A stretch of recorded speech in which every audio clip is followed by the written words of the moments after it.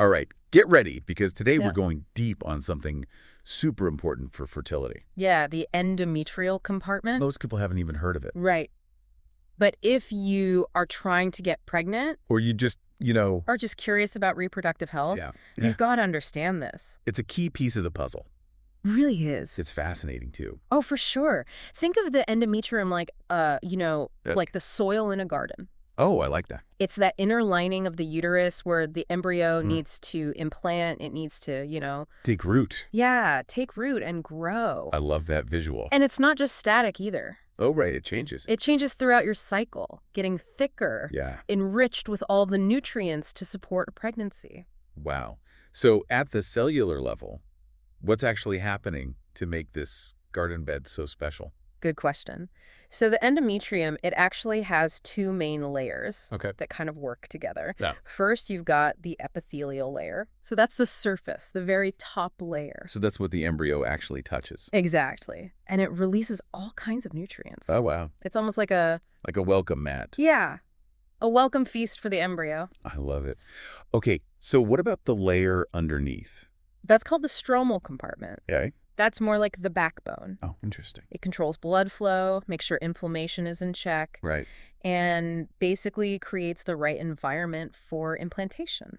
So it's like making sure the soil has the right structure and all that. Exactly. The pH, the moisture, everything needs to be just right for the embryo to really thrive. So it's not just about a thick lining, it's got to be high quality too. Absolutely. You need that quality and that receptivity. Right, right. But as we know, things don't always go perfectly. Sadly, no. What are some things that can go wrong Well, so many things. in this delicate ecosystem? It's delicate, yeah. Just like a garden can get overrun with weeds, Right. the endometrium can face challenges too. What kind of challenges? Well, one of the biggest ones is chronic inflammation. Oh, okay. If you have a garden and it's just choked with weeds, Yeah, nothing can grow. exactly, nothing can take root. Right. Same with the endometrium. Inflammation creates a really hostile environment Okay, for an embryo. that makes sense. We hear so much about inflammation these days. It's everywhere, Yeah, it seems like it causes problems all over the body. pretty much. What else can disrupt the balance? Hormonal imbalances are another huge one. Makes sense. You really need that perfect balance of estrogen and progesterone. Yeah. They work together to make those changes in the endometrium throughout the cycle. Okay. If they're out of whack, it's like having bad soil. Even if the embryo is healthy. Yeah, even the healthiest embryo might not implant. Oh, wow. So it's not just about having enough estrogen and progesterone, it's about the timing too. The timing is key. And I'm guessing things like scarring in the uterus don't help either. No, not at all. Fibrosis, which is Mhm. scarring. That's like having hard, compacted soil. Okay. The embryo can't really burrow in. Oh, wow. It's like a physical barrier. Exactly. And then there's oxidative stress, another thing we hear a lot about. Uh-huh. How does that impact the endometrial compartment?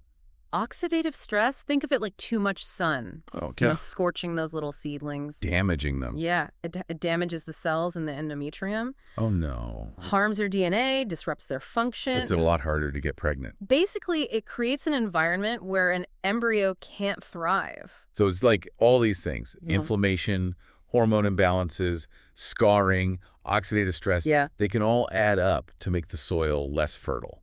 It's a domino effect. That's a good way to put it. Yeah. So that's how we see those fertility challenges, like implantation failure or recurrent pregnancy loss. Right. When the endometrium isn't receptive, Yeah. it's really hard to get pregnant and stay pregnant. So in implantation failure, what's actually happening? Well, imagine the embryo like a tiny seed trying to, To grab on.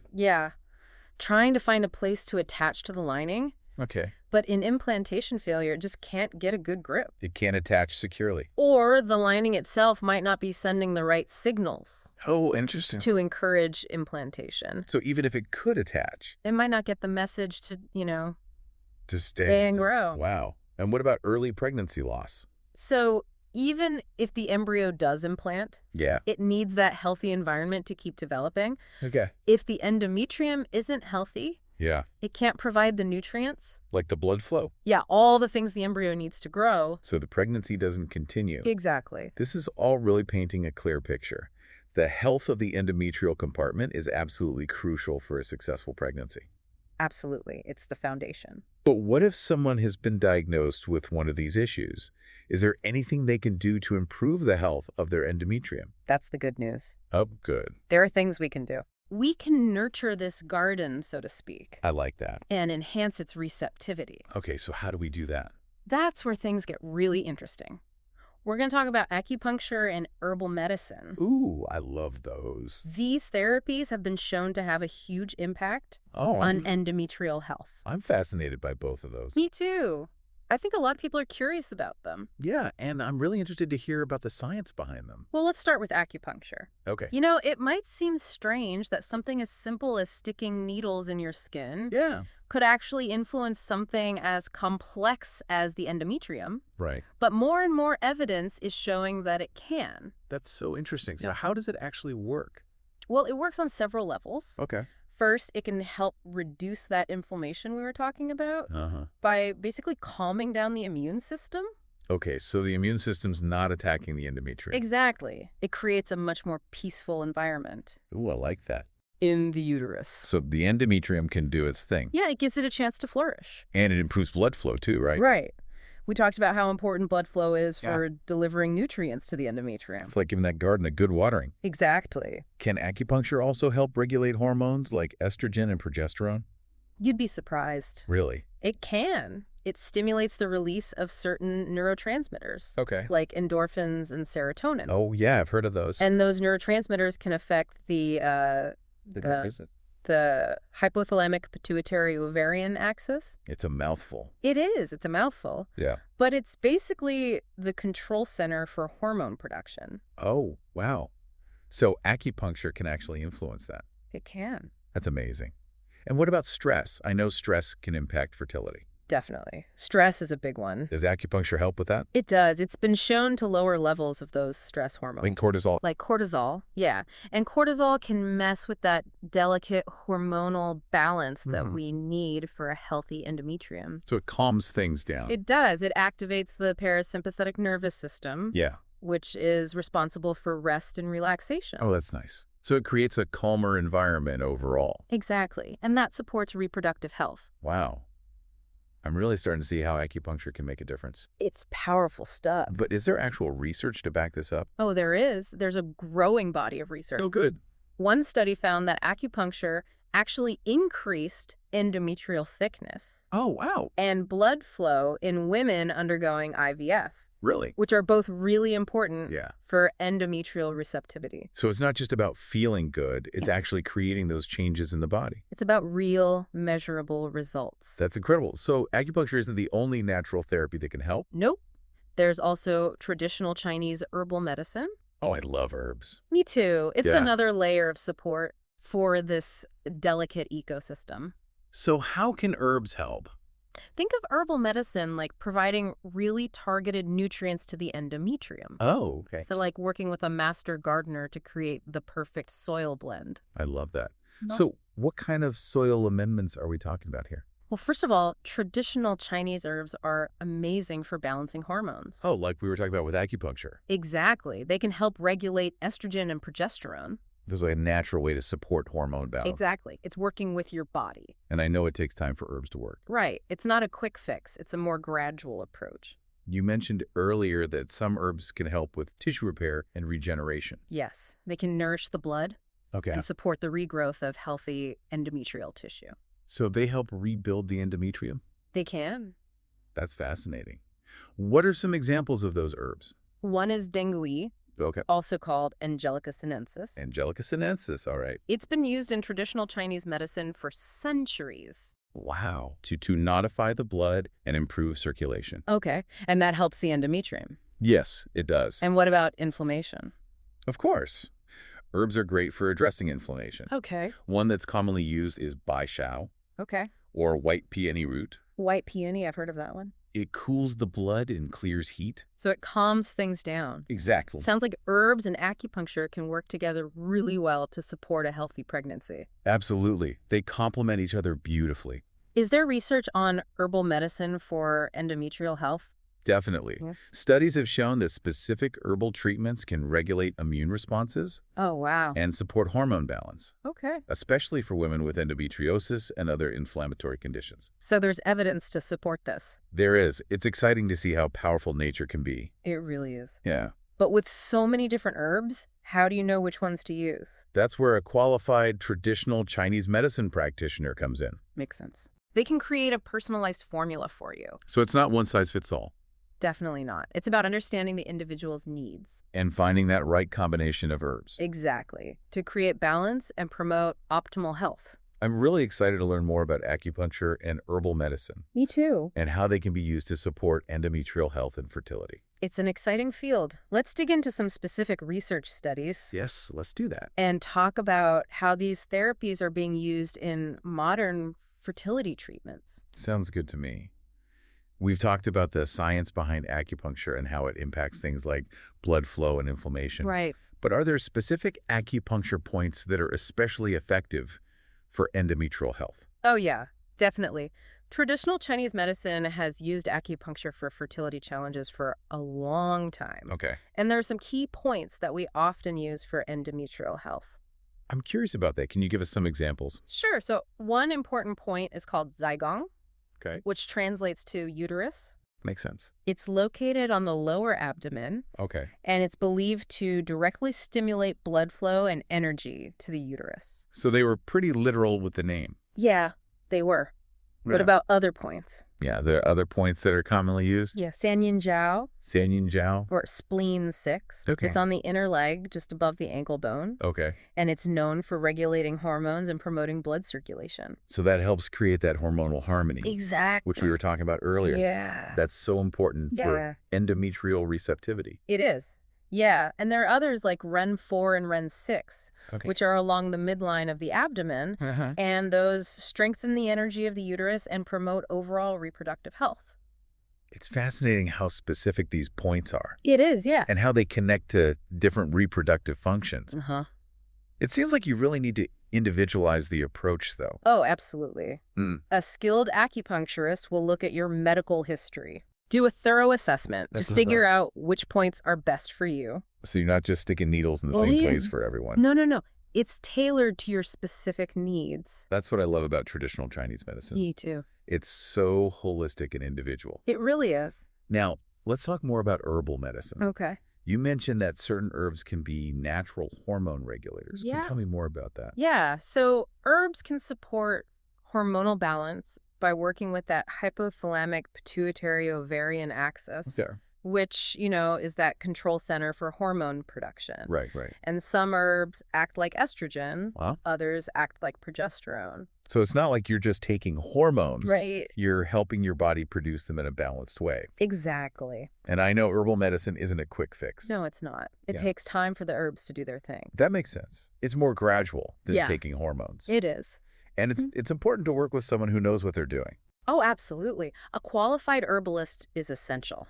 so they can make a custom formula by Right. you. For your unique needs. Right. And your constitution. You mentioned some herbs that help with tissue repair and regeneration. Yeah. Are there specific ones that are really effective for the endometrial lining? There are a few. So Shou Wu, Showu. also called Polygonum multiflorum. Okay, Polygonum multiflorum. It's known for tomonifying the blood and regenerating tissue. Right. Another one is Guqizi Ukizi. or goji berry. Oh, goji berries. I know those. Yeah, they're full of antioxidants and nutrients. So they support the endometrium. Yeah. Are there studies on those herbs for endometrial health? Yeah, there's more and more research coming out. Okay. For example, one study found that a combination of Chinese herbs, including dongyi and baishao, Okay, those are the ones we talked about. yeah, they improved endometrial thickness and receptivity in women with endometriosis. So they can really help address the underlying causes of infertility. They can, and remember, herbs can help with other things too, Like what? like stress management, Okay. mood regulation, Mhm. sleep quality. Right, because it's all connected. It is. If you're not sleeping well or you're stressed, Your hormones are going to be affected. and that impacts your fertility. Exactly. That's why traditional Chinese medicine is so great. It looks at the whole person. It does. It's a Yep. holistic approach. So we've covered acupuncture points, herbal formulas, and some of the research. Yeah, But I'm wondering if you could give us some real-life examples sure. of how these have helped women.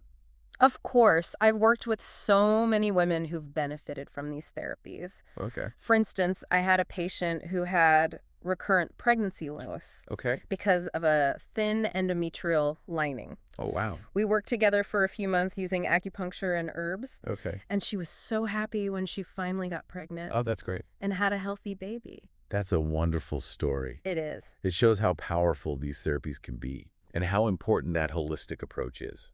Absolutely. Do you have any other stories? Yeah, I had another patient with endometriosis. Okay. She had a lot of pain and irregular cycles.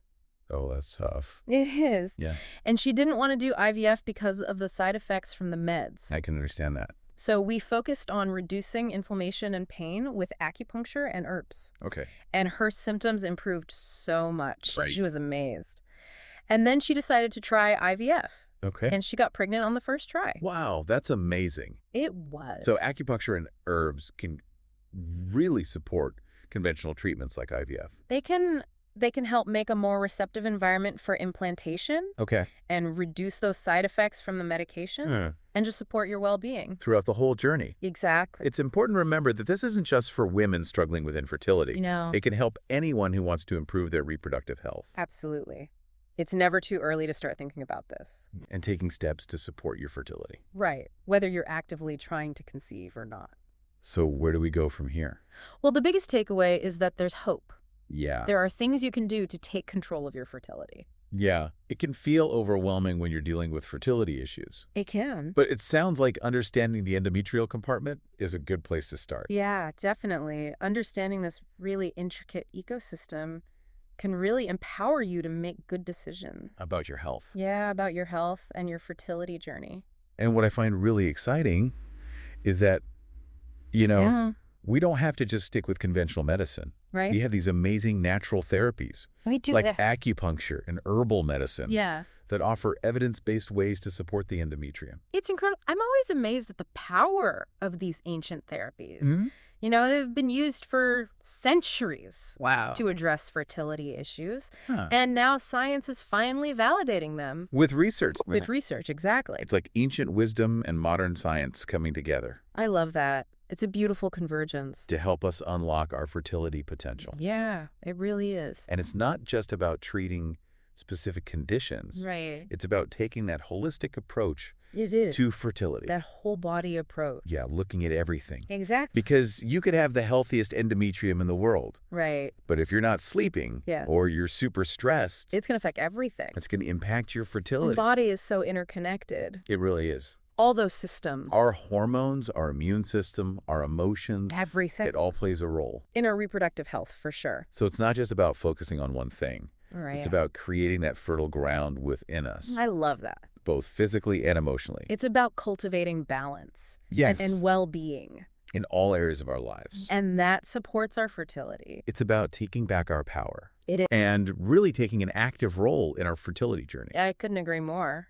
It's about learning about your body, Yeah. exploring different options, Mm. making choices that feel right for you.